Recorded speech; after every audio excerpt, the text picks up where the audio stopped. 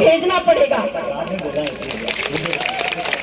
और जिस प्रकार से यहाँ पे बागी दौरा की जनता, मुझे सुनने में आया कि 12 घंटे के अंदर में जिस तरह का जल सैलाब यहाँ पे उमड़ा है, मैं जैकी भाई को बहुत बहुत अग्रिम बधाई देना चाहूंगी कि 100 के 100% वोट उनको ही जाने वाले हैं। बहुत बहुत बधाई। आपने ये साबित कर दिया कि अब आप गुलाम नहीं रहेंगे। जैसा कि आगे के वक्ताओं ने बताया, यहाँ के जो गुलाम नेता है वो यहाँ के आदिवासियों को पढ़ने नहीं देना चाहते, क्योंकि हमारे जितने भी हक अधिकार है वो भारत के संविधान में लिखे हुए हैं, सुप्रीम कोर्ट के जजमेंट में लिखे हुए, जो कि अंग्रेजी में लिखे हुए होते हैं। और उस सुप्रीम कोर्ट के जजमेंट में 5 जनवरी 2011 के जजमेंट में क्या कहा गया कि ये 8% आदिवासी है, भील है, ये इस भारत देश के असली मालिक हैं। और ये जल जंगल जमीन और खनिज पे इन्हीं आदिवासियों का 100% अधिकार है। आपके नजदीकी क्षेत्र घाटोल में 11 करोड़ टन सोना पाया गया है। सुप्रीम कोर्ट ने क्या कहा है? सुप्रीम कोर्ट ने कहा है जिसकी जमीन उसका खनिज। लेकिन हमको क्या लगता है कि ये खनिज जो है वो सरकार का है। बहुत बड़ी गलतफहमी में जी रहे हैं। सुप्रीम कोर्ट ने बोला है कि 11 करोड़ टन सोना यहाँ के स्थानीय भीलों का है। और ये 11 करोड़ टन सोना अगर निकाल लिया जाए तो आपके बागी दौरा के यहाँ पे बैठे हुए जितने भी लोग हैं, हर एक आदिवासी के पास में एक हेलीकॉप्टर होगा। इतना पैसा है। लेकिन चूंकि ये सारे खनिज और ये सारा पैसा यहाँ के गुलाम नेता भाजपा और कांग्रेस की सरकारों को पहुंचाना चाहते हैं, इसलिए वो चाहते नहीं कि आप पढ़े। साथ ही साथ में यहाँ पे जो आरक्षण मंच के नाम पर हमारे जो भाई जेल गए, कहीं ना कहीं बांसवाड़ा क्षेत्र में आरक्षण की मांग लंबे समय से चलती आ रही है। हमने कोई गलत बात नहीं की और इसी आरक्षण की मांग की वजह से उनको जेलों में डाला गया। मैंने भी संवैधानिक बातें बताई थी।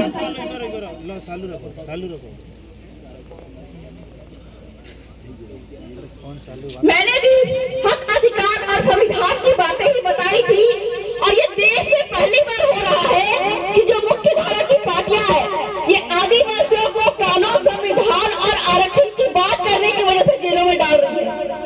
तो हमको उस जगह तक पहुंचना है, यानी कि जयपुर के विधानसभा तक हमारे जो जेकी भाई को पहुंचाना है, ताकि यहाँ के जो जेलों में बैठे हुए पुलिस अधिकारी हैं, जिस आरक्षण की हम बात करते हैं, इस आरक्षण को आपको समझना पड़ेगा।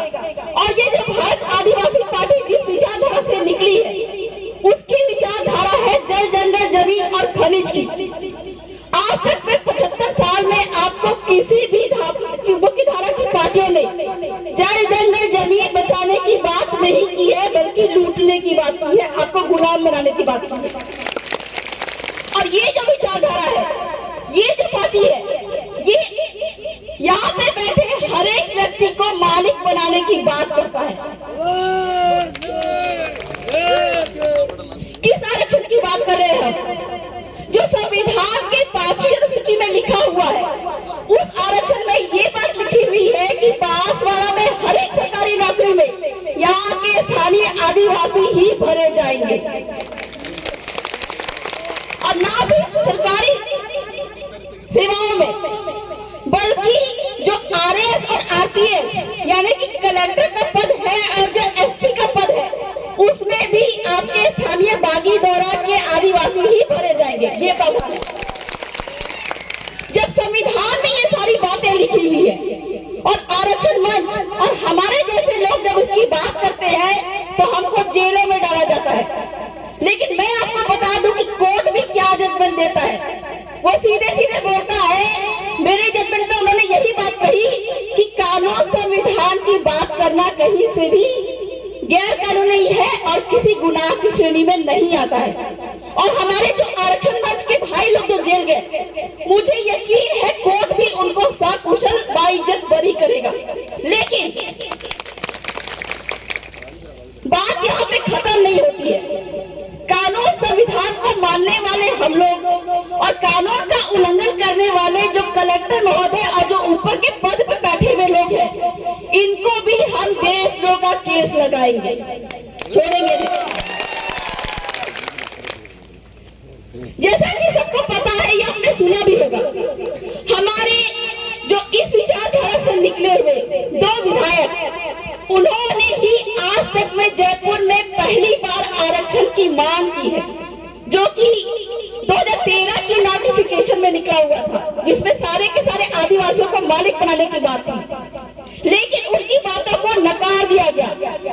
तब जाके हम लोगों ने ये निर्णय लिया है, आप लोगों ने ये निर्णय लिया है, और यहाँ पे बैठी जो आम जाजक की व्यवस्था है, इन्होंने निर्णय लिया है कि 19 विधानसभा की सीटों पे हमारे बीच के लोग ही भेजेंगे, जो कि गुलाम नेता नहीं रहेंगे।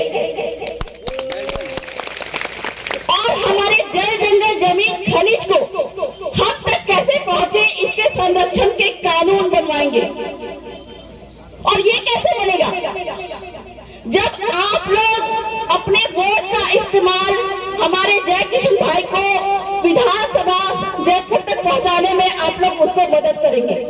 तो आज इस मंच के माध्यम से मैं आपसे ये कहना चाहती हूँ कि आपके एक वोट से जयकी भाई नहीं जीतेंगे, बल्कि आपके परिवार का हर एक सदस्य जीतेगा और मालिक बनेगा।